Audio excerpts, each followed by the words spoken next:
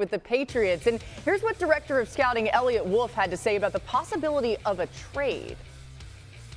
We're open to anything, moving up, moving down. We're open for business in the first round and in every round. We have some holes we feel like we need to fill in the draft, and we're a draft and develop team. The more picks we have, the better.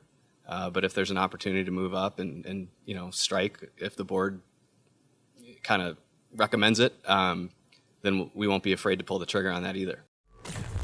So they're not ruling out a trade at 3. Mina, is a trade back to accumulate talent a better option than taking the third quarterback off the board for the Patriots?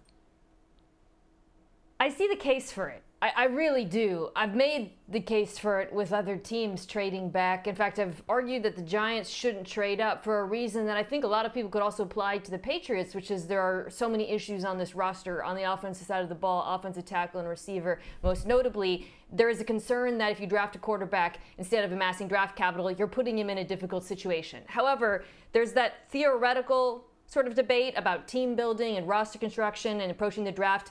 And then there's sort of where the rubber meets the road, which is we're talking about actual players. And I view these 3 quarterbacks in the top 3 as all quarterbacks who are worth taking there.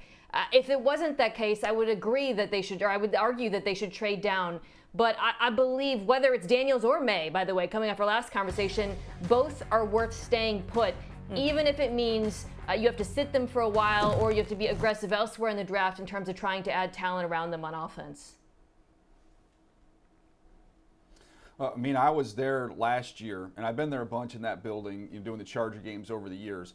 Last year, the building was half empty. There was absolutely no enthusiasm in the stadium, and they scored exactly 0 points the day that I was there. They've got to get some life into this team and into this organization and some hope, and that comes with a quarterback. So I don't necessarily think they have to take one at 3. They can get cute. They can move back.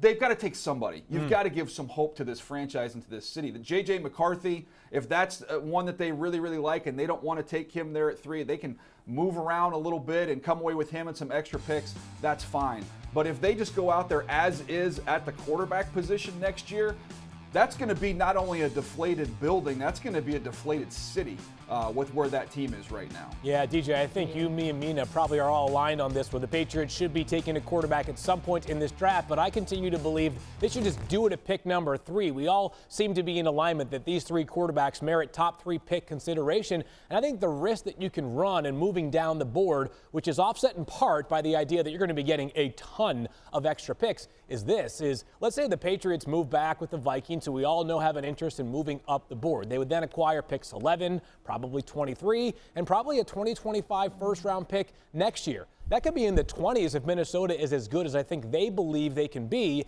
if they have a rookie quarterback that they prefer under center. And for the Patriots, well, I don't know that this team is scheduled to be a playoff contender next year, Laura. There are other teams around the NFL that have shown us you can scrape your way to 5, 6, 7 wins. The Giants did so this year with the carousel at quarterback, and then a year from now, in the 2025 class, you're making the same calls up the board that teams are currently making to you, picking at number 3 and having to pay that same cost. So I would stand pat at number 3, take whichever of those 3 quarterbacks is available, and then work like crazy throughout the rest of the draft to get wide receivers and pass protectors. There's a lot they need to fill. We have pointed this out many times on the show, but I think it's worth pointing out again. They did sign Jacoby Brissett, who has experience there, but also is an experienced backup who can be a starter. If they needed to sit somebody, he's a great one to sit behind.